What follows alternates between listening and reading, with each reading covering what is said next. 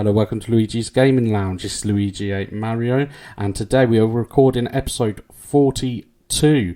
It's a very special one today because we are joined by Afibbens, aka Aid. Aid. Hi, Aid. Or Adrian.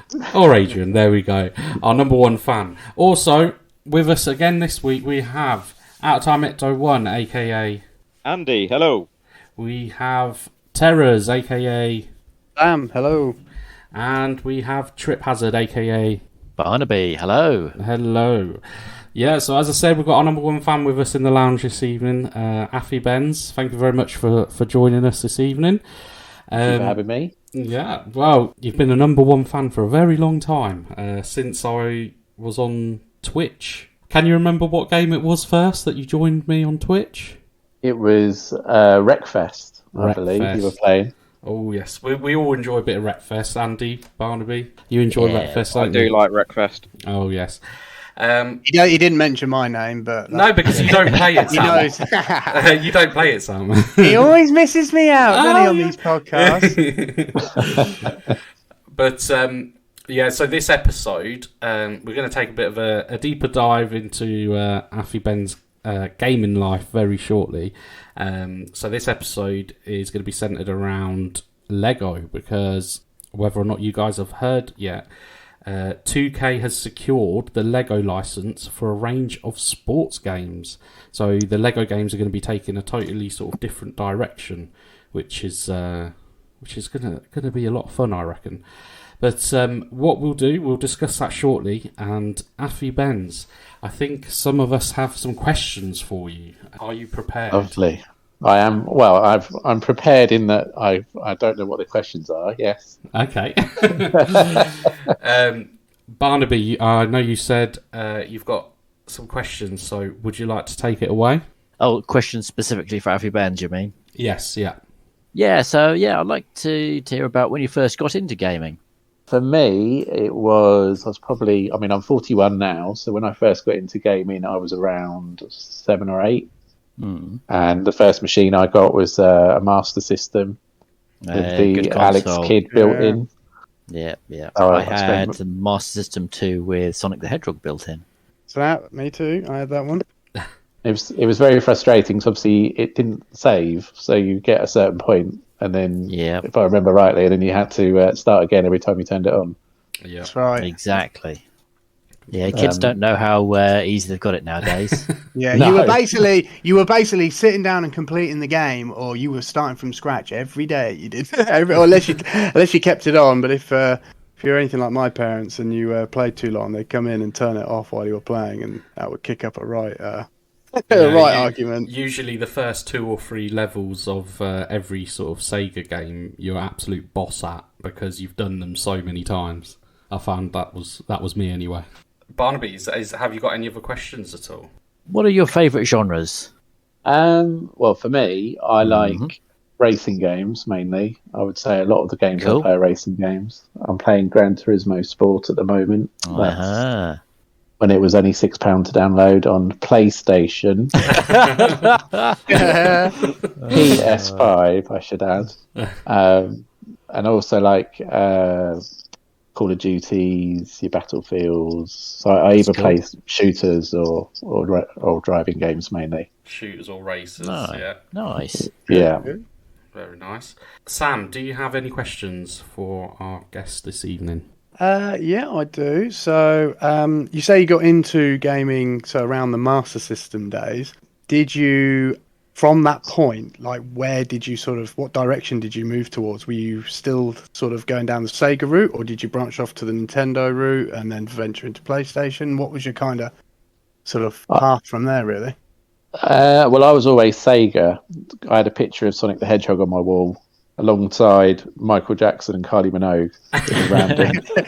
And a Lamborghini. It was a bit of a random wall. Nice. So I went Master System, Mega Drive, PS1.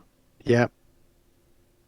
Dreamcast? Did you get Dreamcast? No, see, I didn't. Well, there was some beauties on that console. Yeah, that was a shame. That console was brilliant in so many ways, but it was very limited to its games that came out on it, and it kind of just didn't. It had such a short lifespan, but it was a great console. Yeah, it never quite captured the right level of third-party support, I think. Yeah, I agree. It was quite big in Asia, wasn't it? The Dreamcast was more. Yeah, it was pretty big. Yeah, to be fair, Japan and that area. But yeah, I think even though in the West it's got a bit of a cult following, so a small but dedicated following. One of the things that also killed it was that there was no copyright protection on the games, so you could literally take the original game and just burn it. Just burn it onto another disc, and that was something that really killed, I think, the console. Yeah. Whereas, PlayStation 1, obviously it had copyright on the disc, so if you tried to burn it without any sort of third-party sort of software, you wouldn't be able to copy the disc. So it's obviously a lot harder to copy those. But, have you got any others, Sam, for Afibbens, or should we ask Andy Atomic? Move on to Andy. That was. I just wanted to see roughly, where it sort of began. What sort of path? What path he's taken. Yeah, kind of thing. It's always good. I did have an Xbox 360, so I did have a choice. Yeah, that was a solid console. Yeah. Well, other than the build quality. Well, the original one. True. I had one of those original ones where I got the ring of death after life. I had that as well. I think I went through about 3 of them. To be fair, if I look back, I reckon I had 3. I'm not joking. Genuinely, I think I had 3. I remember doing the trick where you could wrap it in a towel and it would heat up, and there then was so set many your house on fire. It would last. Hacks online, weren't they? Everybody had their own method. You had about a 2-hour. You had about a 2-hour window, and I remember thinking, I need to trade this in, but I know it doesn't work, so I'm going to wrap it in towels and then just bolt over to Game Station as quickly as I can, because they were like. That everyone was testing them. Like, if you took them in, they were like, if anyone was getting a console test, it was the Xbox 360, because everyone was just like, they definitely don't work, but like, it passed with flying colours. I do feel a bit sorry for the poor chap that got it home, but I tried using the mane of a unicorn and melting it down and then pouring it over the machine. That was something I read online, but that didn't work either. That just melted everything. Yeah. There was all these different things. Yeah, there's a lot of different hacks, as it were, to get it to work. But the tower one seemed to work a charm for me. I just sent it back to Microsoft. Well, yeah, Barney just did. Like, what? Why don't you just send it back to where you got it from, under warranty? Like, exactly. I suppose we could. We could. But I want to play it right now, Barney. I don't want to wait for a month to get it back from Microsoft. I want to play it again now. Oh man, Andy, are you there? I'm here. Do you have any questions? I am multitasking, so I apologise. Yeah, no, that's fine. You're a busy man. Do you have any questions for our guest this evening? By that, do you mean you want me to fire the obvious one? Go for it. So, Mr. Afibbens, Yes. were you drunk, on drugs, or depressed when you chose the PS5 over the new generation Xbox? Well, probably drunk. He's a nice man. I like him. He was threatened as well by several people. I don't know. That's the rumour, anyway. The Sony Mafia. The COD fanboy club. I mean, he did say it does make you wonder, because he said he had an Xbox 360. So I'll be honest. Most of the time, I just follow I've got 2 close mates that also play games, and I tend to just follow what they've got. Oh, if your mates cross the street without looking, would you follow them? You're a grown lad. Hang on a minute. Say yes. This is 2 different scenarios. I'm not saying I'd walk in front of a car or anything like that if I did that. But you're in the lounge now. You can get killed for playing the PlayStation, all right? Xbox first, Switch second, PC Master Race. There ain't no space for the blue in this lounge. But no, in all seriousness, let's take the fanboy antics to one side. Genuine question, what are your current impressions as a end consumer of the PS5? Because obviously, as far as I'm aware, none of us other guys in the lounge have actually got the PS5. We haven't sort of played it from day one or given it enough time. What is your impression? Do you feel like you've got a good return on your investment? Do you feel like Sony is delivering to the fans this gen? From listening to the lounge or looking on forums, do you feel like maybe you are missing a trick on the Xbox side? What's your overall feeling with your decision that you made? The initial reaction was, because I was one of the lucky people that got it very early on. I got the ticket through Curry's, I think it was. Where have we got a soundbite for humble brag, Luigi? I'm sure I can find one. So at first, obviously, it was I don't. That's the problem with this machine, this generation, in particular, this PlayStation to the PS4. The jump is not as big as it was the last generation. So the only thing that I would say I've really noticed, which sounds a bit silly, but is the sound is a lot better. Mm-hmm. And surely you noticed the size of the console. And I had to remove obviously all my furniture in my lounge to fit it in. And I'm sure it listens to me, but that's another thing. I am quite curious about the haptic triggers though. How do they work? How are you finding those? I do love the controller. The controller is awesome. Impressive.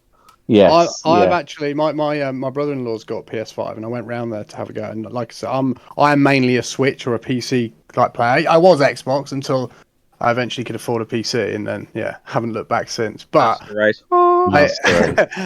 but I did actually go and play on the PS5, and I have to say, it doesn't look that great. The console looks pretty weird, if I'm honest. The actual console, but the controllers, the controllers are very comfortable. They feel very smooth. They actually feel better than the Xbox. And to be fair, this is the first time I'll say that the Xbox has always won, in my opinion, the controller war. Apart from the original Xbox, but this new one. What was wrong with the massive original controller? Hang on, right. I see, that surprises me, Sam, because I had the opposite to that. My nephew slept around the other weekend, and he brought his PS5 with him. Yeah. So I sat down, I held the controller, and for me, you didn't like it. I genuinely thought the DualShock 4 controller is comfier than holding the PS5 controller. I don't agree with that personally. I actually found the DualShock quite uncomfortable, if I'm honest. Compared, especially because if I was to hold an Xbox controller, right, especially the Xbox 360 was a lovely controller. Like you'd hold that and you sort of felt like it fitted into around the shape of my fingers, palms, of my hands. The DualShock, I felt like my fingers were almost a bit like claw grippy, a bit kind of like, I don't know, they just didn't sit right on the controller. But the PS5, that changed it all, and it just feels right when I pick it up. I feel like it's a huge improvement. It kind of looks it looks a bit odd, but it's at the end of the day, it's all about comfort when it comes to that sort of thing. And sounds like you're leading towards the dark side, Sam. Well, I personally don't think I would buy one. I wouldn't buy one. I'd rather I've got my Switch or my PC, and for me, it would be wasted money where I could be spending that on either PC upgrades or, like the Switch, some more games on the Switch. So, no, I wouldn't go over to the PS5, but I have to say I do quite like the controller at least. And, I mean, it plays, it's smooth. It's, it's obviously it's the current gen, it's next gen. It's always going to be pretty good. But I have to say it holds up very, very well in today's capabilities, especially when comparing it to higher end PCs. It's worth the money, along with the Xbox. In all fairness, the Xbox One X, Series X, that's again for what you get for your money. You can't really complain. Yeah, I think the other takeaway, which is a good takeaway from my time sort of spent on the PS5, was one of the things I like to do when I get hold of a console I've never used before. And I know it might sound a little bit odd, but I do like to run through the menu, go, sort of go into settings, not change anything, just sort of see how... The user interface. Yeah, see how fluid the user interface is. And I've got to say, the PlayStation 5 interface, the menus and stuff, felt very fluid and very rapid. So that are they a bit more simplified than what the Xbox is? I feel like the Xbox is quite busy. Yeah, I'd say the Xbox sort of interface is a bit more in your face. But no, we're simple folk, us PlayStation people. We're simple folk. We don't like too complicated. You said it. No, brilliant. Getting there first. Yeah. I must admit, I am a little bit disappointed with it, if I'm honest. Now I've had it about a year. That's how early I had it. Just throwing that in there. Yeah. What's the worst thing about it? And what's the best thing about it, in your opinion? The fact he spent all that money on it originally. Yeah, it's a lot of money. It's a lot of money. It is. But the more I listen to you guys, and the more I look up, obviously, about the Xbox Series S, I'm sort of leaning towards that, and maybe because you could get a Series S and a Switch the same price as a PlayStation, pretty much, with the add-ons that I've got. Yeah. An extra controller, a camera, all that sort of stuff. Yeah. So I feel like, what I'm going to do, I've got Gran Turismo 7 on order, so I'm going to play that to death, see how I get on, and then after that, I might even switch over. Who knows? Are you playing Call of Duty or anything at the minute? I did play Cold War, but I haven't played it for a few months now. I go through phases with that. Yeah. Oh, I actually recently got Vanguard, and although I know Luigi has read his reviews and watched his videos and hasn't come to the same conclusion as me, but I've played it. I think it's actually all right, to be fair. I don't think it's awful but then again, apart from the most recent Modern Warfare, I had a very bad run on COD. I had the Advanced Warfare, that was awful. I think it was Black Ops 2 or 3, one of them I played. That did not like that. Too much jumpy, jetpacky shooting for me. Climbing up walls, all that kind of stuff. Yeah, I wasn't into that. So for me, after skipping that and then coming to play this Vanguard, which is much more simplified, that's probably why I like it quite a lot, because it's kind of gone back to some of its roots. So I'm currently playing that, and I know that's cross-platform. So if you ever find yourself, if you buy it or whatever, and you want to play, give me a shout. Yeah. Okay. Cool. Well, just on that note about Call of Duty, I don't know if you guys have heard, but obviously the one that's coming out this year is going to be basically like Modern Warfare 2. Basically, how they had Modern Warfare a couple of years ago. Oh yeah, I saw the remaster. No, not remaster. No, as in the next Modern Warfare, but yeah, effectively Modern Warfare 2.1 or whatever you want to call it. So what the plan is, they're releasing that, and 2023's Call of Duty has been postponed by a year. So it's going to be the first time since, I think, 2007. I think 2007, since they've actually taken a year off of Call of Duty. So the Modern Warfare 2 game will be running for basically the 2 years. So we're going to have that sort of length of time longer with it, with the multiplayer and whatnot. And I think that's the right decision to make, especially sort of going to modern day warfare. I mean, we've seen the state of Battlefield 2042 and just what a mess it is in. And I think by Call of Duty sticking with Modern Warfare for longer, I think they've sort of found a bit of a gap there, and they're going to probably get in quite a few Battlefield players because of the disappointment from Battlefield. That's my opinion, anyway. Is that Activision still? Is that still? Yes, yeah. So do you think they're taking a year out for all the court case battles they might be facing with all the stuff going on there? Possibly, because it's not actually, even though Microsoft's obviously acquiring them, it's not actually Microsoft's decision. This is a decision that supposedly over the last few years they've looked at it and they decided this quite a while back. So it's not actually anything to do with Microsoft. I think it makes sense though, because we've had far too many supposedly AAA releases recently that have been released too early without proper development and playtesting. So I'd much rather a developer spends an extra 6 months, 9 months, however long it takes to polish the game properly and get everything working nicely. We're still going to have patches. You mean like Cyberpunk did? Make sure it's really shit hot when they release it. Well, supposedly, though they're taking a break next year from Call of Duty, there are going to be other IPs releasing in that time frame. So it could be a sort of a strategy to get people to try sort of a new IP from Activision also, maybe. I'm not sure. But time will tell. Time will tell. Afibbens, one question I have for you is, so this year, or even next year, let's extend it to next year, what game has taken your fancy that you could possibly think about purchasing day one when it releases? Is there a game that you've seen that you've gone, wow, I need that? Well, the big one for me, one of the reasons I got the PlayStation was for Gran Turismo 7. So I don't pre-order many games because I've refused to pay 60, 70 quid for a game. But with this one, I have foregone the money to purchase it. So that comes out next week. That surprises me because you come from the sort of same generation as a lot of us. And I was a huge sort of Gran Turismo fan. But then in more recent times, I've gone over to Forza.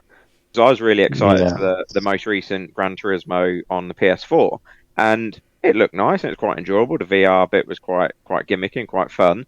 But it didn't have the same sort of magic that used to be present in Gran Turismo games. Whereas the Forza games, especially like Horizon series, are feeling more and more magical as they get released. And they're just feeling such a polished game compared to like the GT series. But I'm looking forward to this one having the fact you can buy used cars and do up the cars, you know, back, with that bit was an element that they missed. But I must admit, because I haven't played properly Gran Turismo since recently when I got the online one, the GT Sport. Yeah. So the last time I had one would have been, what's that, PS1 or 2 probably.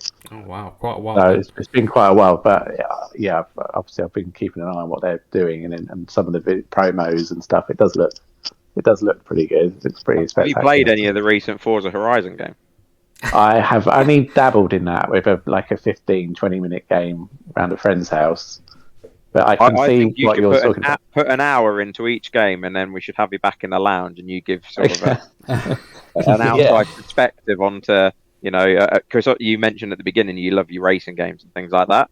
So give like an hour sort of gameplay on both and give us your opinion. That would be quite cool. Well, one of my favourites was Project Gotham. I like back on the original. Actually, they were awesome. Yeah, they were really good. Yeah, and on the 360, Project Gotham Racing 3. Was it 3? On the 360? It was 3 on the 360. Yeah. It was. Yeah, I remember when that came out. Were we talking about this? Yeah, we were talking about it a little while. Yeah, we watched the video. We were like, remember how incredible it looked when it came on 360. We were like, it literally looks like real life. I know. But it still. I dare not look at a video now because I assume it wouldn't be so impressive. The 360 one doesn't hold up too bad. The original Xbox one doesn't look great, but for its time, obviously, it was very good, and it was a great game. I had loads of fun on that with my mates. It's like you said, Afibbens, about going back to it, looking back at it. I find, I don't know, if any of you guys find the same, but if I go back to the era of games where they started to become 3D games, so we're talking N64, Dreamcast, sort of PlayStation 1. I think even earlier than that, it would be the Sega Saturn. Yeah, even the Sega Saturn as well. I find it harder and more of a disappointment going back, trying to relive my memories on those systems than I do on, say, the Sega Mega Drive too. Definitely. Or the Super Nintendo. Definitely. 3D games do not age well at all. They age absolutely terribly, although the very worst format for that is PC. because early 3D PC games are absolutely diabolical. Yeah, when you can compare them to modern games now. I mean, like, if I go back and play, like you said, a Sega Saturn game or N64 game. Although, just as a caveat, just as a caveat, some games do hold up. Like the original Metal Gear Solid does hold up quite well. Yes, obviously, the graphics are poor, but I think the atmosphere and the style. I feel Nintendo on their N64. Super Mario definitely. A lot of their games held up the best out of most, to be honest. And I'm not just saying it as a Nintendo fan.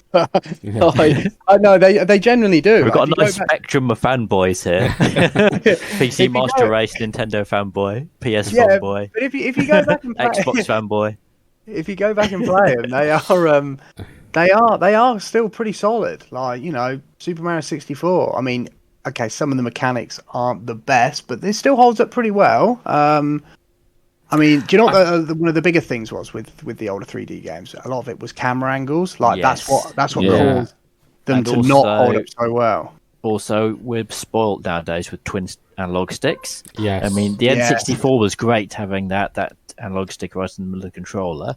Yeah, that was and you'd use the C buttons would be used to do the angles effectively. So it's definitely a step up. But when you've gone to analog sticks, you just can't go back to single stick. Yeah, True. I mean, that's what I mean. That's what I'm saying. Like, I find when I go back and play, say, a Sega Mega Drive game, when I'm playing it looks how I remember it. Whereas when I'm playing like one of the old 3D games, it looks nothing like I remember it. Like in my mind, it looks amazing at the time. Incredible, it's really weird how your brain sort of processes that information from. I suppose as well. But again, because you're so young, like you say, it's how it's processing at the time. I was going to say, because I think at the time, going from those Sega Mega Drive graphics to the 3D graphics, at that point in time, it was a huge jump. It was a quantum leap. It was. So at that time, it seemed absolutely amazing. But like I said, it was more the fact, I think, you were amazed by, you didn't even overly notice the graphics as much because you were so wowed by the fact that you had this, like, you were open world, not quite open world, but you could explore things in a whole nother dimension. So it was like the graphics were kind of irrelevant at that point to a degree, because you were so like wowed by the fact you could explore things in a totally different way. You could actually walk like 360 around something. Exactly. I mean, it's the kind of thing that you dream of in the back in the 2D days on Super Nintendo and Mega Drive. Wouldn't it be great if this game was in full 3D and then it actually happened? Well, one of the first ones was. Oh, sorry, Afibbens. Sorry, no, go on, you go. I was just going to say, one of the first ones I recall playing was Star Fox on the SNES. That was like. That was one of the first to use the polygon, those kind of graphics. I mean, I'd actually say that I'd say it still holds up today because the graphics are so almost abstract in a way that you don't need to. You're not really thinking about them. It is almost it's an abstract style of game in the first place. It was quite incredible from a 16-bit console for them to produce. To produce that, like it was. Groundbreaking, to be honest, to a degree, and it's on a console. It was essentially like seeing next gen stuff on current gen. Yeah, basically, that's basically what it was. Funny enough, I was thinking of that game, Star Fox, but I was just going to say sometimes it's also good not to go back because one of the first driving games I played was Police Chase HQ. Do you remember that? Oh, mate, I know exactly which one you mean. That was so good. I've got it. I've got the game. I've literally got it on my master. It's amazing. And I remember play that on the arcade for like 10p a slot. But wasn't it called? Wasn't it called Special Investigation or something on the Master System? Sure, it had a different name. Chase HQ Secret Police. Is that the one? Let me see. I think so. Yeah, so it was the one. Yeah, so Chase HQ Secret Police. Yeah, was the arcade version of Special Criminal. I've got it in my drawer, literally, like Special Criminal Investigation or something like that. Chase Special Investigation Department. Well, I know it? exactly which one you mean, Afibbens, and I had it on the Master System. I love that game. That How was one many of my aliases favourites. does this game have? I think it was Master System. I must have had it, but I remember talking to my friend about it, and I was like, "Oh, I still love this game." And in my head, I was thinking, the graphics are amazing. Yeah, I looked up on YouTube, and then I thought, "My goodness, how games have changed since then." I actually played it go... not that long ago, and it was good. I still liked it. I thought, this is still pretty cool. When I was playing it, I felt like I know why I loved this game when I was a kid. Do you know what I mean? Playing it, although the graphics aren't the best. While I was playing it, I was like, I know why I love this game. This would have been awesome when I was like 5. Do you know what I mean? Like, it was quite strategic as well, wasn't it? If I remember. Yeah, it was. Yeah, it was hard. It was really hard. Yeah, it was hard. Yeah. A lot of the games were hard though back then, and like you say, like we touched on earlier, you either had a certain amount of lives, game over, goodbye, you're going back to the start, or you just even if you had infinite lives, it was irrelevant because you literally couldn't save, so you needed to play it until you could complete it. And I think a lot of the difficulty was based on the arcade machine difficulty, and they deliberately made them quite difficult, so you'd keep pumping those coins in. I never spent. My mum kept pumping the coins in. I was that annoying little kid who, if she wanted peace, she had to pay me off. My mum was like, right, same I'd here. just clipped you around the ear.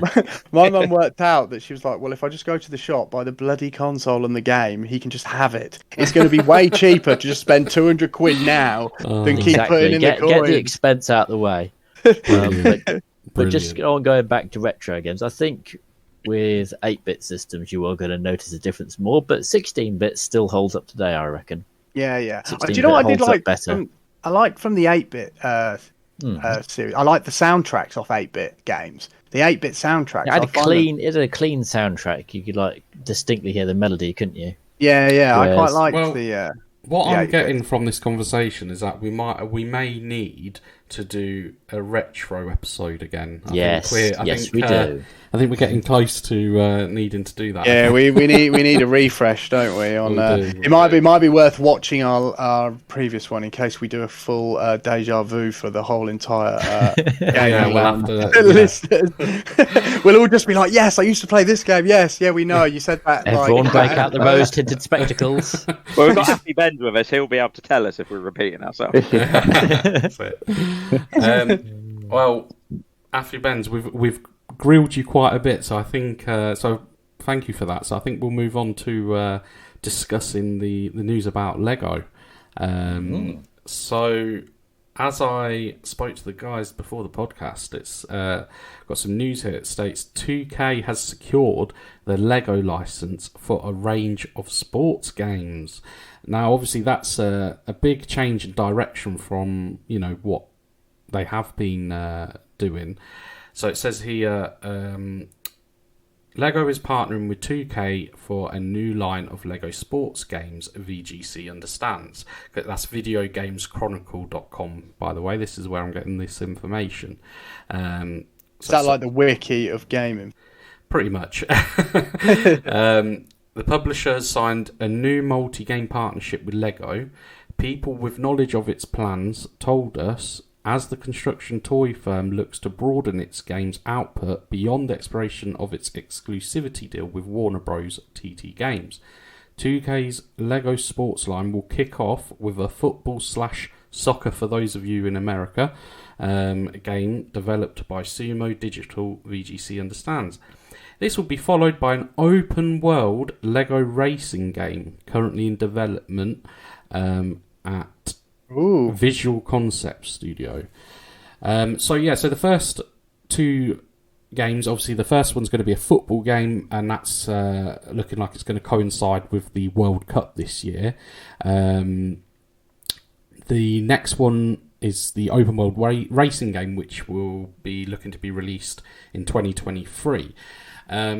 This excites me quite a bit myself, because I feel a lot of sports games. Now, it's not a bad thing, but a lot of sports games are very sort of simulatory at the moment.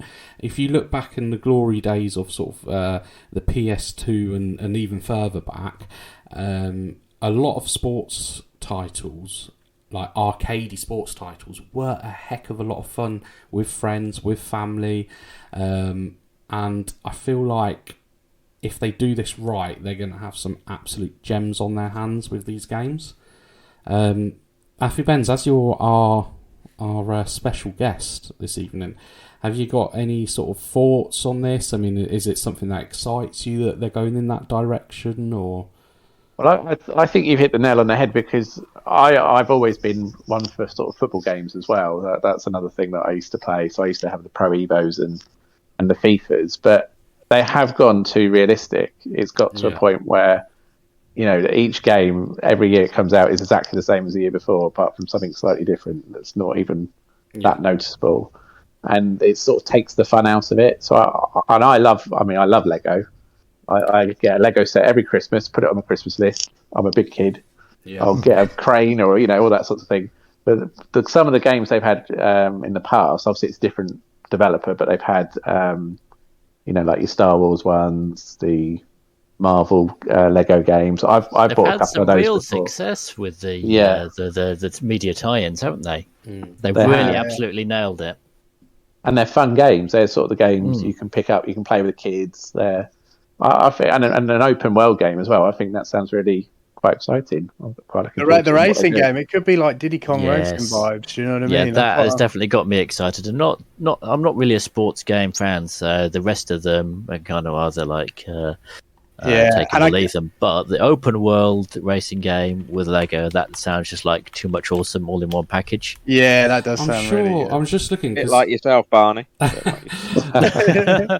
Oh yeah, I was just looking because I was sure there was a Lego Racer game on the N64 and PlayStation, and there was. There's a Lego racing game on Forza. You can get it as an add-on for Forza Horizon. Right. Ah, yes. I mean, my thoughts are: is it going to be? And it's pretty damn awesome. Is it going to beat Mario Strikers? Hang on. This is but this is the thing. You see, now, I think they can coincide together, though. Yeah. To be fair, the thing is, maybe I think. It depends on if they try and copy it too much, or they do. Well, they've got to go. They've got to go in their own direction. One thing you're forgetting there, Sam. Mario Strikers is going to be an exclusive Nintendo title. The Lego title, I would assume, is going to be available on all platforms, including. They usually are. They're usually very spread across all the formats, aren't they? Yeah, but I mean, the one thing I will say, I can imagine. Because Mario Strikers obviously was announced sort of, secretly, or, nobody really knew it was coming, did they?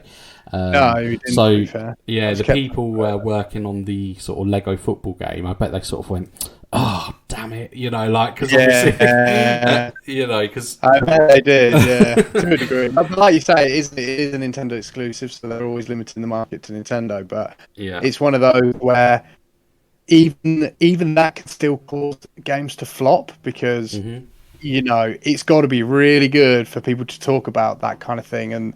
don't get me wrong, the Lego, they've nailed it with loads of games, like loads and loads of games. Like, I even remember playing, I don't know if you guys remember it, Lego Rock Raiders I had it on the PS1. I loved that game when I was a kid. No, that's a new one to me.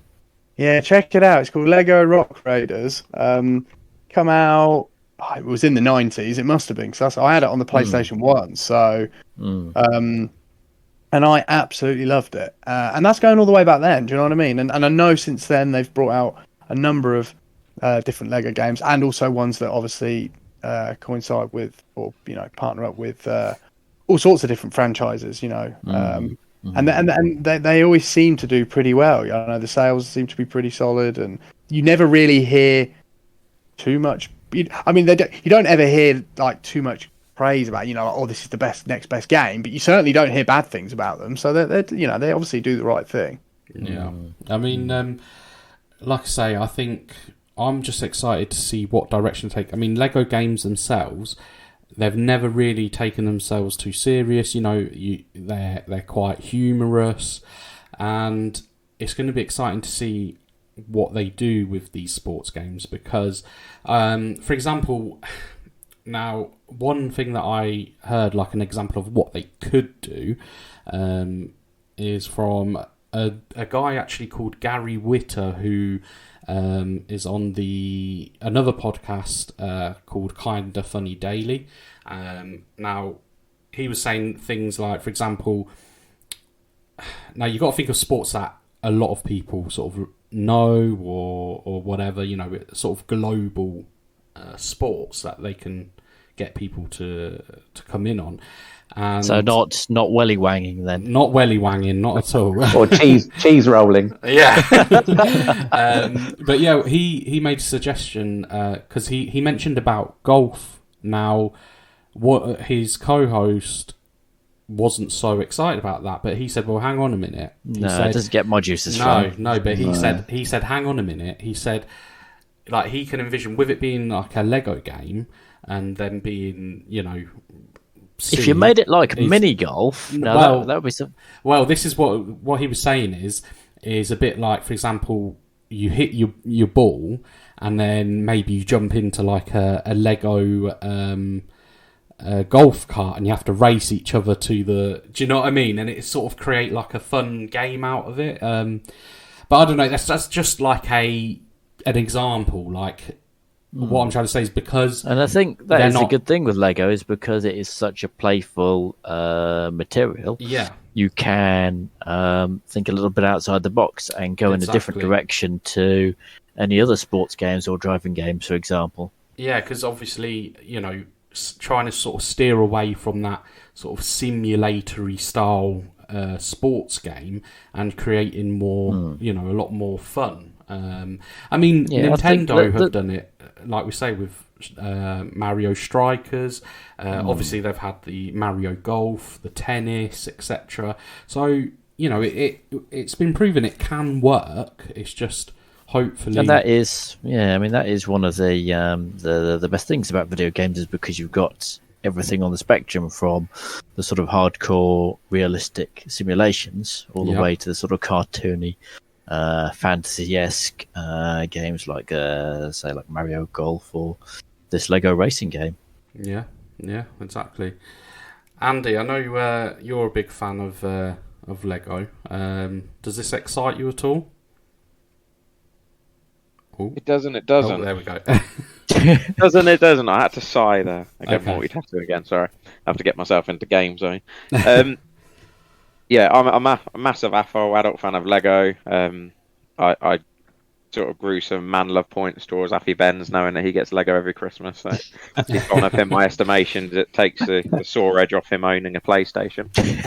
But yeah, my house is absolutely surrounded by Lego. I don't play with like my a little Lego kingdom. It is. My mini Lego museum. House made of Lego. I love the tangible Lego, but he would if he could. There's actually a program. It was James May actually built a house out of Lego. Like 10 years ago, there was a TV series. So. Oh wow! I remember that vaguely. Yeah, I remember that. Yeah. But I'm also a massive fan of the Lego games. Not so much the older ones. I do agree with Sam; they were quite fun and that. But it's the movie tie-ins that have come over the past maybe decade. Lego had a tough period economically in the sort of the noughties, but they really turned it around and really sort of targeted the licensing agreements, both with the sets but also the tie-ins. And I absolutely love the Lego movie tie-in. So like your Lego Marvel games, your Lego Jurassic World games, your Lego Harry Potters, your Lego Batman, your Lego Star Wars. And there's something magical about it, that they don't take themselves too seriously, but the attention to detail, if you're a Lego fan, the smallest of details have been recreated into that digital world. And also, my wife loves playing them, and you can play them couch co-op, which is a thing that's sort of losing the edge nowadays. We touched on it in previous episodes. Yeah, it's a shame. They're still encouraging that couch co-op, which I think is great. The kids and I hope they continue with it, because obviously it's going to be a different developer now. So I hope they continue to maintain that spirit. So I should imagine so, with them being sports titles. The movie tie-ins, the movie tie-in games are done by TT Games, Traveller's Tales, and they never really hit a miss. There's a couple of games that I think, okay, not my cup of tea, but it's more, I'm not a massive fan of the film. Like the Harry Potter games were cool, and the missus loved it. I'm not a huge Harry Potter fan, so I didn't connect as much. Whereas I absolutely love the Marvel games. So TT, Traveller's Tales, they nail it. 2K, to me, it's flip of a coin. I like to think because of Lego's power, Lego's influence, Lego's attention to the quality control, they've got a very valuable brand and they don't want it damaged. So I think they're going to be quite hands-on with the creative side of things, or at least managing the creative process. Because TK, if you look at games like Borderlands, TK smash it. It's the intellectual property, it's a unique game. But if you look at, your NBA's, your NBA 2K this and all that, it's very much in the realms of EA rinse and repeat. So I think like the original games, they're gonna be new, they're gonna be unique. But I hope Lego don't. I don't think Lego will for one instance, because they're too high on their morals and ethical values. But I hope TK don't try and just turn it into a cash cow because they've now got the Lego license. Well, be like, oh yeah, we can just rinse and repeat this well, as the future goes. Hopefully not, because like as you said about rinse and repeat, hopefully they're seeing this deal as being something that something refreshing for them as a developer, like you say, rather than the rinse and repeat, because fans do get fed up of it, and so with any luck, 2K will see it as a chance for them to show. I think they will succeed, and I echo what others have said. I think that there is that gap in the market, that the sports games are getting so close to true real life simulation, both in gameplay and cosmetics. Yeah. That what's new, and do you want it to take itself that seriously? Sometimes you want to have fun when you play a game. And you look back in the day, whether it's FIFA Street or games that NBA Jam, the old arcade game where it's 2-on-2 and he's on fire and stuff like that, rather than a full-on sim. That was a great game.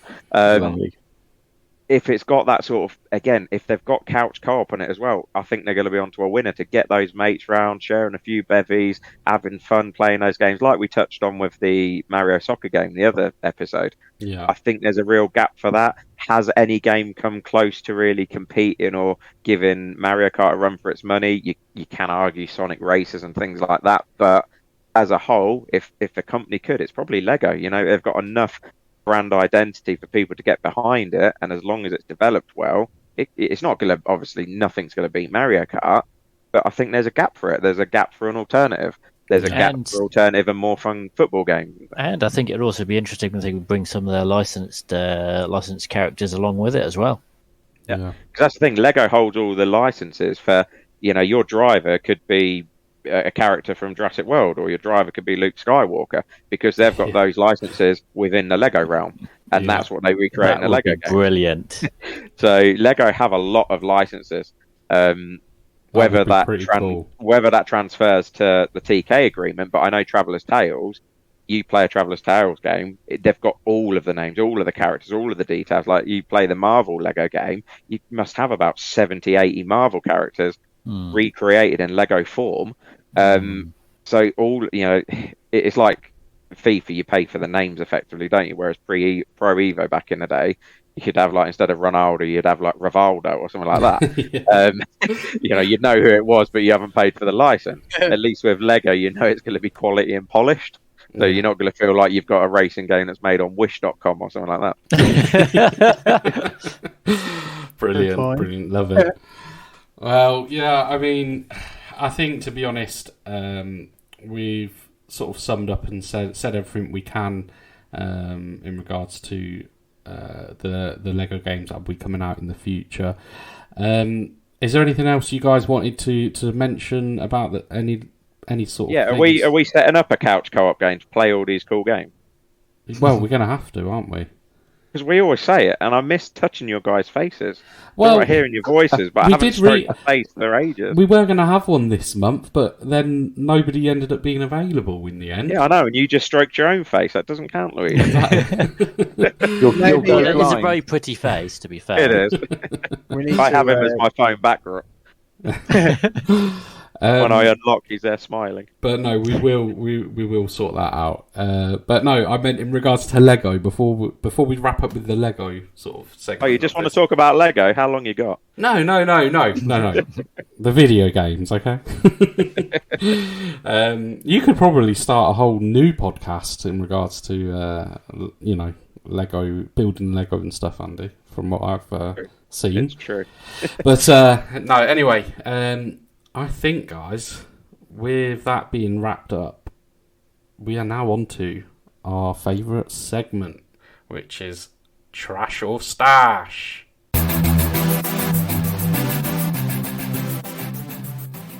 Afibbens is the guest. I think it's only right that he goes first and give us his stash to begin with.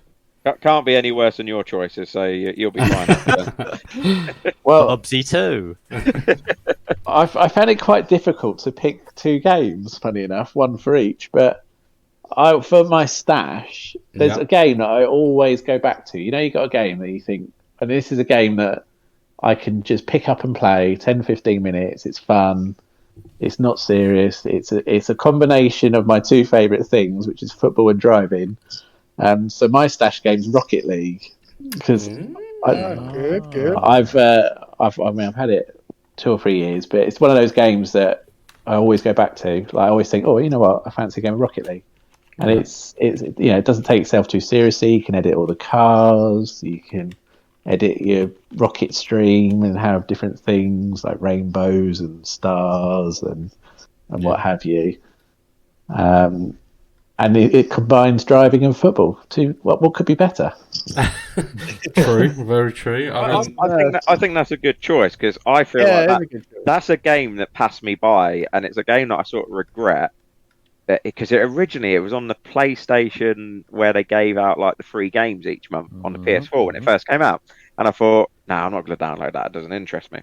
And a few months went by, and like it became really popular on like social media. Is that because you didn't have a PlayStation? Is that like maybe why you didn't download it? No, I'm pretty sure you said it came out on PlayStation. Came out on the PS4. I didn't download it, and I was like, I should have downloaded it. But then I was too tight to pay like the 13 quid. I was like, well, it was free. I'm not going to pay for it now. And then as time goes on, it's like, shit, you painted yourself into a corner. Exactly. I was like, this game's getting really good feedback. And I finally got it on the Switch because I think Noah asked for it, my son. And I played it. I was like, actually, this is really cool. And like Afibbens said, the combination of the two genres, it is so pick up and play. You haven't got to think too much. And I really like that choice. I think it's such a unique game. It has that fit. It doesn't take itself too seriously. It's done really well. It's really popular. Loads of people play it still. And it even became quite a competitive game at the same time as it being such a casual game. It's become quite competitive as well. So, yeah, I think that's a good choice. It's you kind of get a mixture and the best of all. It's better than Bubsy. It's better than Bad Boys 2 or whatever it was. I think that's a fantastic choice. I think we've found our new member, Luigi. Thanks, guys. Zelda 2 on the NES was better than any game that Luigi said, and that game was awful. Thank you for your stash, Afibbens. Right, I'll quickly go next with my stash. So my stash. Fucking hell. Hey. My ears bleeding already. This is the bit I normally skip. Oh! It's like that, is it? It's like that, is it? His time's valuable. It's just wasted airtime. It's like that. Fast forward. I'll answer that email instead. He's like, oh, is it lunchtime? It's only 10:30, but I'll take an early lunch. It'll be fine. All right, so my stash for the week is a game that released in 2019, and it's called American Fugitive. Now, I don't know if you guys have heard of it at all. Is this a stash? This is a stash, yeah. So it's very reminiscent. I don't know if any of you guys played Grand Theft Auto Chinatown. Or Chinatown Wars. I played it on the DS. Yeah, I played it on the DS. Yeah, it's very. I played it, but it doesn't ring. Yeah, I mean, American Fugitive doesn't sound like it would be good. But anyway, carry on. If it helps you, Sam, American Fugitive 60% Metacritic, 5 out of 10 Nintendo Life. So he's keeping up the trend. Well, very consistent. Better than last week's and the week before. True. But are you trying to Luigi? I feel like you should have your own little genre that just says worst possible games in history to stash. Like, that should just be your own little segment. No, honestly, now listen, guys. Right now, this. Oh, here comes the justification. No, this game. Now, like I said, I do like these sort of top-down style games. I enjoy them a lot. Now, this particular game, basically, you escape prison from something that you've not actually. I won't give too much away. You've not actually committed the crime. You end up escaping prison, and obviously, as it says, you're a fugitive. So now you're having to try and clear your name whilst being a fugitive. But in the process of attempting to clear your name, you're having to steal cars, rob houses, etc. Because you need, clothes, or you need food or money, whatever. It's a very interesting game, and it just gripped me when I started playing it. And in actual fact, I purchased it on the Switch, and as we all know, I'm not a huge Switch player, and this game is available on all platforms, but it's got me playing on that Switch as in handheld mode, and I'm really enjoying it. So that's why for me it's in the stash. I'd definitely recommend giving it a go. It's a relatively cheap title. I mean, you can usually pick it up for somewhere in the region of between £5 to £10. Give it a go. Some of those games, like those sort of top style games, they are surprisingly good fun. Yes. When you actually give them a bit of time and get into them, and I have played a few in the past, and don't get me wrong, there's plenty of bad ones out there, but you do come across some good ones that aren't necessarily the most popular or well-known games, and you just end up playing them and having some really good fun on them. So I won't fully rule it out until I've tried it, Luigi. But, put it like this, right? You know how, like in GTA, you'd go and spray your car and the police wouldn't be after you anymore. This game goes as far as so when somebody's running and they start walking, they just think you're all just a member of the public. No. So no. So your clothing description would be given to the police, so you can sort of hop a fence, go into somebody's yard, and take clothing off of the clothesline in their yard and change clothes. So this is what I mean, like that sort of level of detail is really, something that you don't really see in other games, and that's what I mean. This particular game, there's elements in here that I've not really seen other games sort of. If there's any criminals out there listening, that's a good game to play for some hot tips. Can I add, as I'm representing the PlayStation crew, that it's only £3.59 on the PlayStation shop. So that's good. There you go. It's cheap for a reason. It's like Poundland. A certain caliber of people shop there. No, if you look, we're Fortnum and Mason in here. My missus loves Poundland. If you go on YouTube, at the end of the day, look, this is the way I see it, right? I think I got it for like just under a £5 when I got it. Now, as quite rightly, Andy, as you said, if I'd had spent £40 on this game, I'd be a bit peeved off. It's a good game, don't get me wrong, but is it a £40 game? No. I know purchasing it for that price range, I know what I'm expecting, and for that price range, it's worth that. Every day I would pay that every day.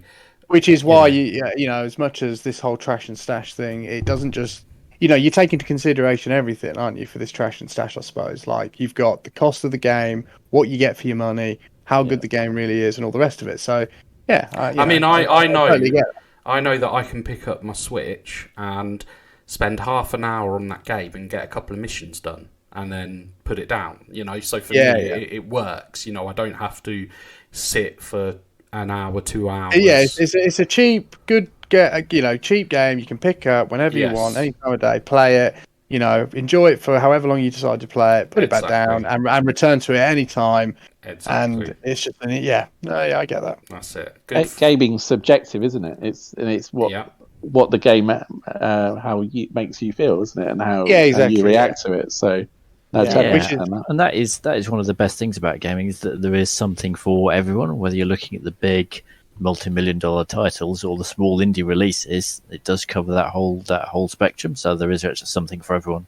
Yeah, and definitely. for people's budgets as well, because obviously not everyone has the luxury of just being able to go and buy a game for 40, 50 quid, at the end of the day. And I think as well, you're right, there is a price spectrum for everyone as well. So there's a lot of good free games, as long as you're prepared to put up with adverts or whatever. Even the big free-to-play titles like Fortnite, for example, are massively popular. But then you've also got like the AAA titles as well, where you could be forking out quite a bit. But there is a game for every budget as well. Definitely. So yeah, we're quite fortunate, really. Now, Terras, can we have your stash for the week, please? Yes, you can. So my stash this week is a Nintendo title. Surprise, surprise. Yeah. It's Paper Mario: The Origami King. Ooh. So I've always enjoyed the Paper Marios. The original first one came out. They're quite quirky, aren't they? They're very they're very quirky. Scripts. yes. So there's a lot of humour in them, like the way they're written. Like you say, they're very quirky. There is a lot of exploration and sort of finding hidden gems and just little hidden collectibles. There's a lot of that kind of in there, like where there's a lot of secrets, and even just to progress through the game from one area to the next, you always have to find like a little secret door, or you have to find you have to do something that triggers something else that then triggers something else, or you'll come up even right at the start of the game, maybe in the first world or the first area of the world, you'll see something that you can't, you'll go up to it and it'll say Mario's unable to get through, blah blah blah, whatever reason, and it might not be right until you get to world 6 or area number 6 that you actually get a weapon that will allow you to get into that room back in world 1. So you think, oh my god, yeah, I remember that back in, if you do remember, you think, oh, I'll go all the way back there, and it tends to be a really good secret, because obviously the idea is the game, they want you to kind of forget that was there right at the start. So there's a lot of that in it, but and that's like that across the board really on all the Paper Mario games. But this particular one, which is the most recent one that came out on the Switch, and Nintendo are good at doing this. Don't get me wrong; they have a talent of, even by taking and repeat. But yeah, no, they do. But when you just think that they can't come out with anything that still blows your mind again, they do it. Do you know what I mean? You're like, wow, you've taken another Paper Mario, but you've made it its own Paper Mario again. This. Yeah. So it's and in this particular one, you basically it's the typical at the start, the typical Mario, Luigi, Princess Peach kind of setting. And then what happens is you get this king, effectively, who's called, I think he's called Ollie, so it's pretty pretty plain name, but yeah, he basically is in the form of origami, because with it being paper, he's in the form of origami, and what happens is he turns Princess Peach into origami, kidnaps her effectively, and he turns then loads of Goombas and Koopas and all that all into origami. And the king's sister, basically, who's also made of origami, becomes your ally, basically, one of your friends. Because in Paper Mario, you have different allies, and as you progress through the game, you pick up different allies along the way. And this is no different to that, in the sense of, kind of the same. It's it's the Paper Mario sort of, it's that style of game that they've put together. But to be honest with you, yeah, absolutely brilliant.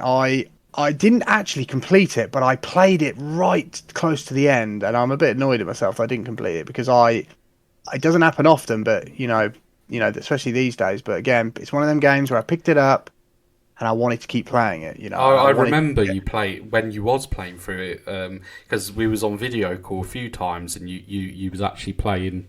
I was playing for quite several hours at a time. Going through it and picking up the collectibles, and I really got into it. And you go through different areas, different there's different settings. You'll go to like an area where it's snowing, you go to an area where it's like autumn and summer, and it's all sorts of different sort of areas. And you even end up on the sea at one point, traveling in like a boat, and it's just a huge adventure for Mario, really, that just is full of just loads of different puzzle solving. And again, like I say, it's got a cool storyline, there's loads of like humor in it, and unfortunately, like in most Nintendo games, their first class, their first party games, they are expensive. This is no different.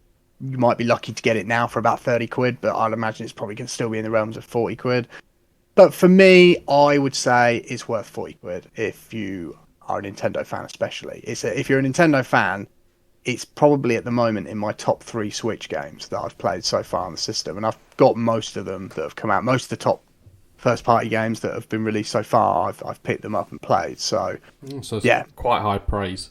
It's top 3 for me. Really good game. Can't really fault it. If you've got a Switch and you're a fan, pick it up. Lovely. Thank you for your stash. Trip Hazard, Barnaby, can you give us your stash, please? I can indeed, yes. So I've gone for another themed pairing this week.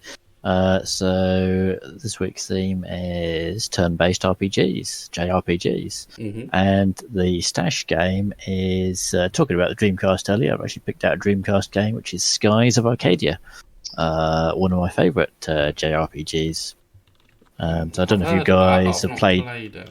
You've not played it? Okay, well, it was originally released on Dreamcast and was later re-released on the GameCube as Skies of Arcadia Legends. And it comes from quite a well-established RPG team. A lot of the staff on it worked on Final Fantasy and the Phantasy Star series of games, and also Panzer Dragoon Saga, which is one of the most highly regarded RPGs on the Sega Saturn. And it kind of follows like a traditional format in terms of gameplay, but with one of the major additions being is that the Skies of Arcadia is populated by floating islands and airships. So it also incorporates ship battles as well, which just adds to the extra dimension to it. I have to admit that the actual exploring the dungeons part of the game is a little bit on the mundane side, but the boss battles are fantastic. The ship combat is great. The characters and the plot is interesting. It's got quite a few twists and turns here and there. And also one of the most memorable features is just like recruiting your crew. So you have like the main cast of characters who will always appear in any random encounters. But you can also recruit up to 40 different crew members, if I remember correctly, and they will take various positions around your ship. And it was like a real kind of like self-imposed challenge to make sure that I didn't get through the game without recruiting absolutely everyone. So that does keep you going, and it's also really just like colourful, and the music is cool. So yeah, it's just all round nice game, and certainly one of the best RPGs on the Dreamcast, and probably one of the best turn-based RPGs out there, really. Awesome. Oh, thank you very much for your stash. Sounds good. Yeah, not particularly one for me. I'm not. I think Sam possibly enjoys those sort of titles. Yeah, they are a bit grindy. They're not for everyone. They're not. It's for no everyone. Bubsy, Barney, is it? No, it's true. It's definitely not Bubsy or Bad Boys 2. I'll admit that. Or even American Fugitive, to be honest. Indeed. The hole just gets deeper. Come on, Andy, throw us your stash. Before that, there's something really important to announce. I want some sympathy from the listeners. During this podcast, my wife has brought me in a jam donut. It's a very nice looking jam donut. And I can't eat this jam donut because no one wants to hear me chew. So I hope that the listeners can sympathise with how much time I'm giving up for this when I'm salivating looking at this donut stare back at me. But anyway. You just let it sit there going stale, don't worry. Exactly. When I bite it, it's going to be hard. It'll be like, damn it. Hang on a minute, I've got a question about this donut. We'll have sympathy. What's the question about the donut? What jam? Is it jam in it? Don't tell me it's custard. Raspberry jam Morrison's donut. Perfect. Right, that's fine. I'm guessing Aid's not a fan of apple or chocolate donuts then. No. It has to be raspberry jam. I'm like that. It has to be jam. The wife loves donuts. To me, no, it doesn't work. No. I don't mind a custard donut. I can't do chocolate or apple, but I can do custard. And I don't mind raspberry's good. It's the sweetness of the jam you want. The custard, I don't know. It's just a different. Yeah, it's got a different kind taste. of creaminess to it, which is nice. It still complements the donut. It I does. think we've digressed. Yeah, I was just about to say Luigi's Luigi's food donut brand. Is the Morrison's donut. Welcome to the donut episode. and that everyone That's is episode Andy's 43. and that everyone is Andy's stash. That is still a better choice than Luigi's, and it's not even a game. No, much like Barney, I'm not going for a trend of the pair, but I'm going to go with a sort of a trend of current world affairs. Mm-hmm. So my stash is Command and Conquer Red Alert. Nice. I see what you've done there. That is a solid stash. That is. Yeah, playing into the world affairs as well. So I used to, again, no longer a PC master race, but I grew up on a Spectrum and then a PC, and up until, I had Mega Drives and things, but until I really maybe hit the Xbox generation, I was a PC gamer. Yeah. So I love real-time strategy games, or even turn-based or tower defense. Love strategy, but really do like real-time. Mm-hmm. Obviously played the original Command and Conquer. Really excited when Command and Conquer Red Alert came out. To me, it was something special. When Red Alert came out, it had, from what I can remember, it had like the full motion video in it. Had a really sort of cheesy and sort of far-fetched storyline. The single-player campaign was good. You can obviously still do the multiplayer. Quite unusual at the time as well is both, obviously you got the Soviets and you had the Americans. They had their own strengths, their own units, their own, from memory, I think maybe the Soviets were better at defensive and the Americans were better at attacking and things, but you had to play different. Much like the original Command and Conquer where you had GDI and Nod forces. Yeah, correct. So the asymmetrical. Command and Conquer added that additional element of strategy that really played into what I enjoy. Another game at the time was sort of like Total Annihilation, which I loved, but there wasn't that sort of distinct divide. There wasn't that additional layer of thinking. Mm-hmm.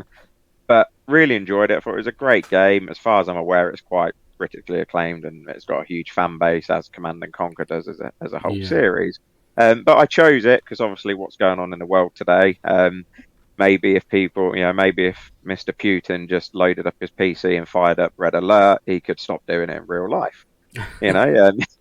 He can play God on He can play God on a PC rather than with real people. I think it is a solid real-time strategy game. It's quite relevant with obviously what's going on in the world. To be fair, it's probably always going to be relevant as long as Putin's in power. But yeah, it is a solid real-time strategy game. Introduced sort of full motion video, the extra layer of strategy to it. Had a bit of humour, and obviously I just love the game. I was a big fan of the Command and Conquer series, especially back in the early days. So that is my stash. Awesome. I think good choice. I was just going to say, I think Putin's probably more likely to be American's Fugitive. There's connections all around. Yeah. Awesome. Thank you very much for your stash, Andy. Afibbens, so we're back round to you, and we would like you to throw us your trash. Oh, okay, crikey. I'll be quick. So we did touch on it earlier, but I've gone for FIFA. Any FIFA. I've completely gone off them. Oh, because controversial. Good choice, Afibbens. I hate FIFA. It is controversial because I do own about 5 copies of FIFA, but nobody wants to buy them though. No, I've they're only worth like 10p each. Exactly. I put them on Facebook. No one wants them. Yeah. But they've just gone. They've gone too far down the real. I know they're obviously simulation, but they're just too. I don't know. They're just rinse and repeat. We said it before. I'm not a FIFA player, so is there no options to actually reduce the realism a little bit, make it a bit more arcadey? Not really. I don't think so because I think that's probably one of the mistakes they made. The only way you go to a game. Oh, sorry. Yeah, go on. No. Sorry, mate. Carry on. Oh yeah, because you go to a game like Forza Horizon, for example, you can make it either quite arcade or you can make it quite hardcore, and I think it's a really wise move. And I think maybe a lot of sports simulations can take a cue from that, but it seems like FIFA hasn't picked up that hint. Yeah. No, I mean the only way got bloody lazy in recent years. They really have. They have, definitely. Literally, the game I got last year's game is exactly the same as the year before and exactly the same as the year before that. it's no different whatsoever. I mean, if you want to get like the old style, I mean, suppose you just got to buy a PlayStation 1, I think, and FIFA 96. Like, FIFA Road to the World Cup on the N64. Yeah, mate, that was brilliant. I had so many fun times on that. Yeah, I used to like Pro Evo. FIFA games, but I love that. Yeah, one. it kind of flip flops. Again, I'm not really a football fan, but it's always kind of like flip flop between Pro Evo and FIFA. But I think the latest Pro Evo has just gone down the toilet completely, from what I understand. Massively. It's even worse than Cyberpunk and 2042 Battlefield. The old Pro Evos were really good. Yeah, back on the PS2. PS2. They played better than FIFA. They just didn't have the license. Yeah, that's you right. felt like again you were playing the Wish version of what you were looking at, but they were better. Yeah, they were more arcadey, like playing, I suppose. Yes, they were. Roberto Larcos and all that. Yeah. Brilliant. Thank you very much for your trash, Afibbens. So we're back to myself. So my trash this week is a game that came out in 2013, and it is The Walking Dead Survival Instinct. I don't know if you guys ever saw or played that game. Obviously, you've got a bargain bin in a shop next to your house. Everything you're picking, it's like, what? 99p special out of everything you mention. No, right. So now we all know the Walking Dead Telltale games are fantastic. Yeah. The Walking Dead Survival Instinct, however, I was so looking forward to this game. It was it looked like it was going to be a real proper game based on, the actual series, the character. I think it was, you played as Daryl Dixon, I believe. And it was just a buggy, crappy mess. It was horrendous. And it was just coming from you. That's bad. Yeah, that is. That must be really, really bad. Yeah. So I mean, I was got 0% on Metacritic. I was so excited. They refused to give it a score. It was so bad. They were like, we're even going to bother with that. I mean, it's like IGN gave it a 4.5 out of 10. That's only like 1 point off what you but they gave Bad Boys 2 a 3.6. So. Well, anyway, that's my trash. Walking Dead Survival Instinct. So, Terrors, what's your trash this week? My trash is Bad Boys 2. You haven't even played it. No, it's not really. To be honest with you, I always find it really difficult to do trashes because I don't play games long enough. If I just don't like them within the first 5 minutes, I just don't play exactly. them. That's why it's trash. Yeah, I know that's why it's trash, but I just feel like I don't know enough about the game to justify why it's trash. That. Yeah, I was playing a game earlier called Before We Leave, I think, because it was free on Xbox and you could cloud stream it as well. But I only played it for like 30 minutes, and although it probably was a trash game, but I don't feel that it's really fair because I only really played the tutorial mission. So I would prefer to give a bit more time to it before I actually trashed it. So I get exactly where Sam's coming from with that. Fair enough. But would you say being able to just play it up for 30 minutes, you get it for free, you get to stream it from the Xbox? Would you say that's a perk of the Xbox over the PlayStation? Just throw that out there. You haven't had to spend that hard earned not money. In that case, because I think I wasted 25 minutes of my life. But you could have paid for that waste like Luigi did with Bad Boys 2. No, I'm tired. I only buy games that have got good reviews now. Terrible. I'll keep it really short. So I do have a trash. Now, there will be some fans out there that will probably hate me for this, but my trash, personally for me, is Zelda 2, The Adventure of Link on the NES. I did mention it earlier. It's a 2D scrolling version of Zelda, and in my opinion, it was awful. It just didn't really work. It was really hard as well, which also just added to the fact that I just didn't like it, because when you're a kid... They added random encounters as well, which is just like weird for a Zelda game. It was odd, to say the least. I know there are some big fans out there that do like it, but for me, I get it. It seems to me to. I've never really played it much. I only played it on emulator for a little bit, but it seemed to have a little bit of a cult following. Yes, yeah, it definitely has a cult following. I did put a few hours in, and when I was younger, I remember trying to play it. I just didn't get very far on it because it was just so hard when you were a kid. But I did go back to it when I got a bit older, and just I was like, nah, this is a bad Zelda game. So for me, Zelda 2: The Adventure of Link is in the trash. Lovely. Trip Hazard, can we have your trash, please? Yep, sticking with my theme, I've gone for another JRPG. A fairly popular one, it seems, but one that I just didn't like at all. It's Final Fantasy X on PS2. So Final Fantasy VII was okay. I know it got critical acclaim when it was first released on the PS1, but it felt like a bit of a Frankenstein's monster, where they took several disparate parts of RPGs and mashed them together. So yeah, I could appreciate where they're coming from, appreciate what they're doing, but Final Fantasy VIII I think was much more consistent, a much more smoother, consistent experience. Final Fantasy IX, again, not really. The theme didn't really grab me, but I appreciate what they were doing with the art style, the characterization going a bit more fantasy, going a bit more cartoony. Final Fantasy X just didn't do anything for me. It was just flat. So I didn't really get the characters, didn't really get the plot.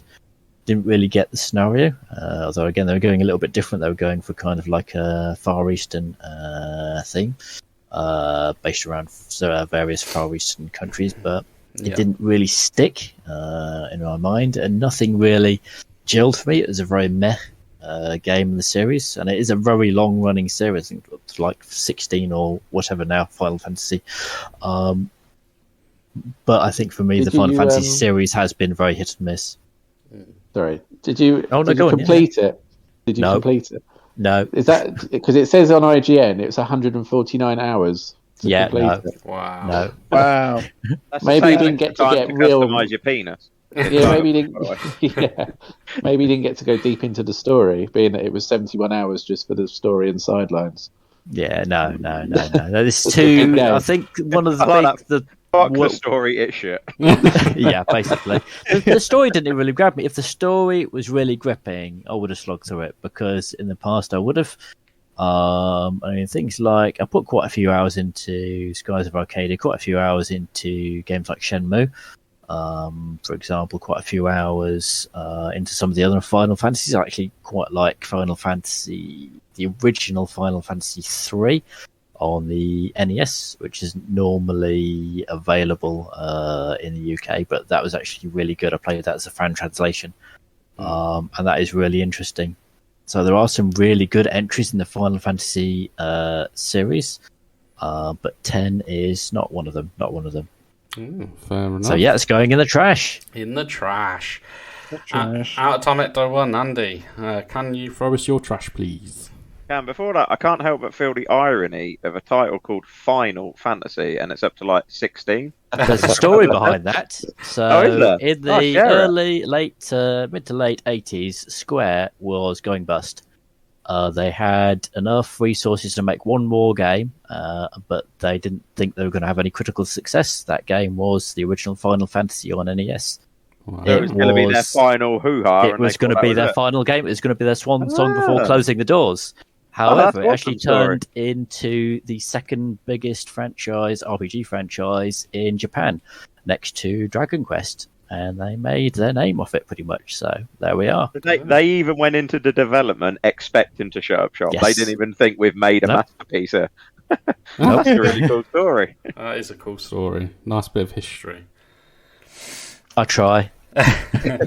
You're such a Wikipedia. Our resident gaming historian.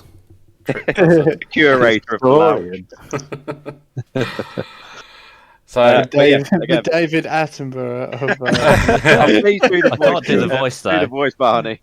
No, I can't do the voice. In the lounge, Luigi with another shocking choice of stash. This one, for some unknown reason, has made it into the stash. Oh, they always pick on me.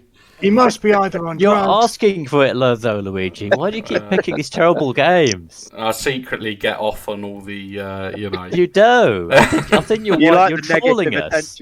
Some wonder if he's on drugs or whether he's just being held hostage. Oh, man. Neither, he's just Italian. I picture Luigi like in the undergrowth, like sifting through like a bargain bin, like you see an animal coming through the bush, like here we are. And then he's like, Greater beast Luigi looking for that £1 bargain. He's found his prey and he's about to purchase. Hey, do you know what? True story. You'd always find me in the bargain bin because I tell you what, We know. Yeah, he's found his prey, and I'm sad to say it's Bad Boys 2. there's some absolute gems in those bargain bins. Well, used to be back in the day. And you're going to tell us about them every episode. I am indeed. How many? Oh, yeah, and this is a big, deep bin. I tell you, like it's gonna go for a while. Luigi's gaming bin. Right, Andy, let's have your trash. Yes, back to the question at hand again. So this is oddly, you guys were touching on that it's a bit unfair to sort of trash something if you haven't played it a lot. I'm sort of going down this route this time, but I'm hoping, because from previous conversations, I think it's been played a lot in the lounge amongst others. So back in the day, Perfect Dark, I never actually got to play on the N64. Used to love GoldenEye. Perfect Dark, for whatever reason, I didn't pick it up. Everyone loved it, raved about it. It passed me by. Yeah, it was good. I think I know where you're going with this. So, I know where you're going with this. Xbox 360 launch day. I got 3 titles with it. My mum kindly purchased one for me, which was Perfect Dark Zero, Steel Case Edition, 50 quid I remember. or whatever. Yeah. But at the same time, I also purchased King Kong and Need for Speed Most Wanted. Now, I'll say Need for Speed Most Wanted was a really fun game. Love that was awesome. King Kong, the fact I sort of 100%ed platinum trophy or whatever it is on the Xbox, or 100% achievement on King Kong, but probably put about an hour into Perfect Dark Zero, says something. And that sends alarm bells ringing. And this is a new console with new games that I didn't have 50 quid to just be throwing here, and to this day, it's still sitting, and I just don't give it the time of day, because the impressions I got for the first hour and a half, did I big up my expectations because of everything I'd heard previous from it on the N64? I just played it and I thought, this is really not doing it for me. No, I can help you there, Andy. I had so for that reason, it's trash for me. But someone please justify my reason. I'll help clear it up. I had the N64 one. I played it a lot. It was awesome. Yeah. It was super cool. Like it was basically GoldenEye on steroids. On acid. Yeah. It was awesome. The some of the stuff that they had in that game was brilliant. The laptop gun. It was just like GoldenEye before. It was ahead of its time. Way ahead of anything any other FPS was doing at the time. And you can still feel echoes of Perfect Dark in modern FPSs. Yeah, you can. Yeah. So what did they do wrong with Zero then? So, because Perfect Dark on the N64 was so, like Barney says, was so ahead of its time, and it was so well received. When the Xbox 360 came, the idea behind it was, and to be honest with you, the game looked amazing. Like, it did look amazing. Yeah, it was just just look at the reflections. Each individual tile. It was breathtaking. And I think this is where a lot of the hype came in. So you had the hype from how some of the videos, or even back then mainly we were looking in a lot of the time. Well, we were looking on videos, but we were looking in magazines still quite often. Do you know what I mean? So it's like you were looking at it thinking, oh my god, that looks unbelievable. Like, I've never seen anything look as good as that, like graphically. And then put on top of that the fact that Perfect Dark on the N64 was like, well, one of the best FPSs on the N64. In fact, if not, or one of the best FPSs developed by Rare as well. Yeah, of that time. Yeah, and then there was the fact that it was developed by Rare, but at that point, I think there was a bit of hoo-ha with Rare because I'm pretty sure a lot of them had jumped ship by then. Yes, I think it's a common story. Common story. Too much pressure from the commercial side of things. Interfering with artistic vision. Yeah, so it was the same developer in name only. Yeah, so there was that threw that in the works. But then that was reflected when the game came out. So it still graphically looked great. but it just was nothing. It felt nothing like Perfect Dark from the end. Exactly. You didn't even feel like you were playing Perfect Dark. That was the problem. No, I don't know what it felt like. I can't even compare it to any other FPS. Really. It was just kind of bland, really. Yeah, it was just very it looked bland. really pretty, but played like a dog. All right, well, I'm going to flip the script here because... Oh, God, here we go. Here's where he goes. Yeah, he loves it. No, I'm flipping... We're going into Luigi's next week's stash. No, not at all, not at all. I haven't touched this game. I've never played either instalment of those games. But what I'm flipping the script on here is...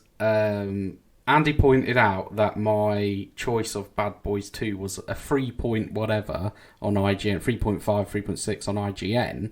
Now, Perfect Dark Zero is an 8.4 out of 10 on IGN. So now, I should be saying... Oh, they're taking bribes. IGN are taking bribes. I'm like, hang on a minute. Hang on a minute. Why are you putting this in the trash? It's got an 8.4 out of 10 on IGN. Who agrees with Luigi? Final Fantasy X's got 9.5. They can go to hell. Yeah. The common opinion, Luigi, from these gaming geeks in this lounge. That should tell you something. Yeah. Do you see anyone fight in your corner for Bad Boys 2? No. Not even the people that made Bad Boys 2 are fine. You're cool. They Never made a bad game. They knew it was They're awful. like, is this dude drunk? Like, what the hell? They were just taking the paycheck. Yeah, literally. They're like, oh, the movie was really successful. It was a total copy and paste job. They were just like grabbing code from whatever programs they had lying around. They were like, look at this loser. He bought 3 copies. It's you. Oh wow. Never mind. Well, anyway, thank you, Andy, for your trash. That backfired big time when Luigi was like, I'm going to flip the script. Shut up, Luigi.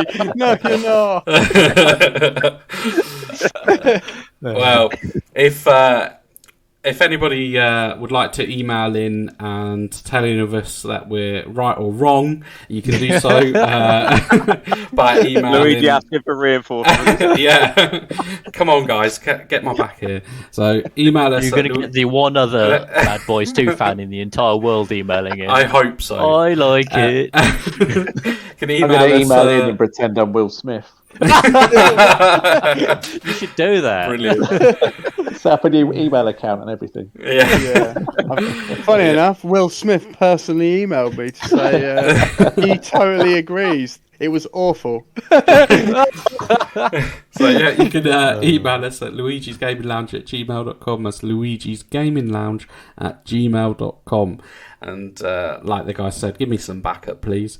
There'll be 1 week where I know you're going to come out with an absolute banger of a game, and we're going to be like, "Yes, Luigi, that is it." And then he's going to go, and then he's going to go, and that's my trash, and we'll be like, "No." That'll be the last time we do the segment. He's saving a good one for episode 50, I reckon. 'Cause that's. I see. That's I don't know what's bigger. What's the bigger episode? Episode 50 or episode 52? Because technically 52 is like the year, isn't it? So. Yeah, although we've had a few mini episodes in between, haven't we? Yeah, so, I'm going to say 50 might be the 50. half year anyway. Yeah, or I'm the going to full say year anyway. Sorry. Yeah, I'll say that we should say that 50 is the big one because it's sort of it makes big sense. 5-0. Yeah. Well, anyway. consider like I said, when we started this, when I got to like the 10th episode, the provider that I used to sort of distribute out the podcast to sort of all streaming services did state that basically a certain percent, like a very high percentage of podcasts actually end before their 10th episode. So we're doing all right. We're doing okay. So, yeah, we're doing very it's doing better than okay, Luigi. Give yourself a pat on the back. Everyone should. Yeah. Well, Afibbens. Apart from Tone, he's only attended about 3%. Yeah. Bless him. Shout out to Tone. I'm joking. Shout out to Tone. But Afibbens, it's been great having you on and being able to actually talk to you properly, because we've only ever actually spoken when. Yeah, he's always been this like semi mythical figure. Well, we've had another email from Afibbens. We thought Luigi was making you up, to be honest. Like... yeah, exactly. We figured all his friends were already here. Like, what the hell? Well, the thing is, he can't have more than 4 friends, surely. The thing is, if I was streaming, Afibbens was talking to me through text chat, and vice versa. If Afibbens was streaming, I was talking to him through text chat. So this is the first time that we spoke to each other. Yeah, first time we've actually spoken directly to each other. I feel like we're in the middle, like of a romance blossoming. Yeah, I feel like we're on the verge of an additional member potentially joining the lounge. Oh, well, do you know? 5 sum's going to be a 6 sum. Yeah, but yeah, the episodes take too long as it is. Now our 17th member, what's your trash? Well, we'll just have to cut Luigi's stash out. I'm not listening to anything. It's now wasted airtime. It's now Saturday at 2 p.m. What's your trash? Member number 94. But no, it'd be good to get you back on again. In a later episode, Afibbens, if you're up for it. If we haven't scared you off. I've really enjoyed it. No, I've really enjoyed it. It's been good fun. Thank you for having me. I'd love to come back if you have me. It's been great having you on as well. You've got some really interesting opinions, and it's nice to see one from across the console divide as well. Yeah, definitely. Yeah. I think you've got a good sense of humour, similar to our sense of humour. It sounds like it breaks mine. I think we'll have to get you on for any sort of.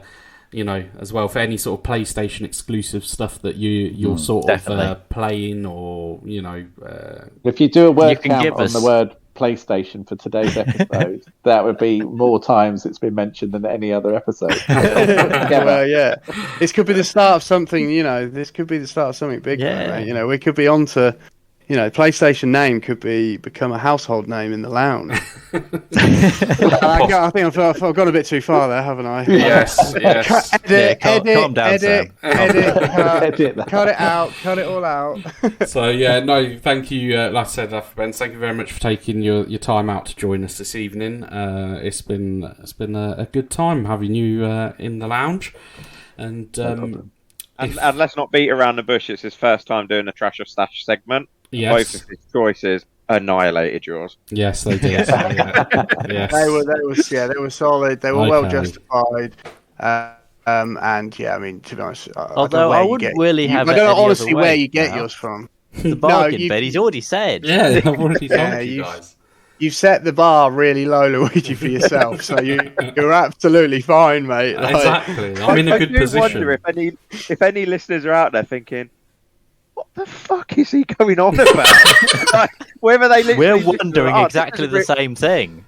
Yeah, this is a really good podcast. I've got really good, valuable inside knowledge and really good opinions. And what the fuck did he just say? Basically, this is just I'm just going to put this out there. If we've got any birthdays coming up, do not ask Luigi to buy you a game for your birthday. It's not gonna. You'll just be you're gearing up for serious really disappointment. Hates, in which case, then please ask Luigi for a game recommendation. Well, again, guys, I reiterate, anybody that would like to email in can do so. luigisgaminglounge@gmail.com. That's luigisgaminglounge@gmail.com. Any questions you have for any of us, or just want to stop by and say hi, or give me a bit of backup, you're more than welcome. Yeah, or any ideas for any episodes? If you've got any, send in your bargain bin suggestions to Luigi as well. Exactly, he'll buy them. Exactly. He'll fight your corner. Or if you've got your own trash or stashes that you want to just put out there to us, we're happy to do shout outs on the trash and stash segment as well. And Luigi can use it for his choices. That's exactly what I was going to say. Yeah, give me some inspiration.